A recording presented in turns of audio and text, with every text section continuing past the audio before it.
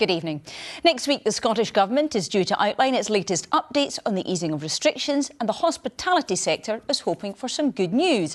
Scottish Labour leader Anas Sarwar told the BBC he was postponing his party manifesto's launch, scheduled for the same day as the briefing, because it could contain some excitement around pubs. Labour leader Anas Sarwar said this about a government briefing on Tuesday.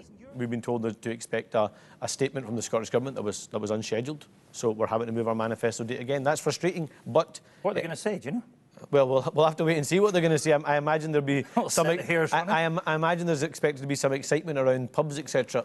The First Minister said the briefing was not unscheduled. There are, though, these concerns about a new variant first identified in India. How concerned are you, and are you prepared to slow things down again if necessary?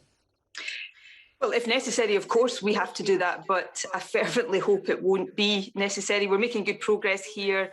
Case numbers are falling. The vaccination rollout is going exceptionally well. But the big risk we face, not just in Scotland, but across the UK right now, is the importation of new variants of the virus, variants that might be faster spreading, that might be more severe, and crucially, variants that might undermine the efficacy of the vaccine. So we've got to be very careful about that, which is why I think one of the restrictions we're all going to have to live with for longer is a restriction on international travel. In Scotland, we insist that people quarantine in managed isolation wherever in the world they come to if they come directly into Scotland. And we continue to try to persuade the UK government to take a similar approach, because we mustn't allow the progress we're making domestically to be undermined by too lax a position on international travel. It's very difficult for the sector, and it's really important that governments support it as we try to continue to protect ourselves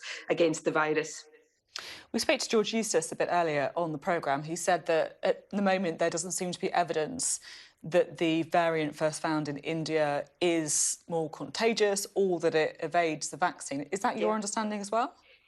So far, that would be my understanding. It is at the moment a variant of interest as opposed to a variant of concern.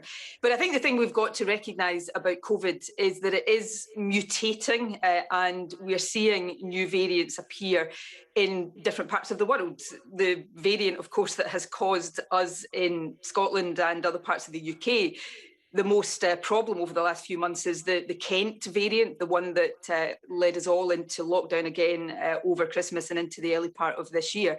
So we don't know where the variants of real concern are going to come from, which is why an approach to international travel that tries to categorise risk, with some countries categorised as red list countries and other countries deemed to be safer, I think poses a risk, because none of us know right now where the next variant that might be really problematic is going to occur, which is why, unfortunately, and I take no pleasure in saying this because it's really difficult for the aviation sector, airports, tourism, we've got to be very careful as we continue to suppress things at home.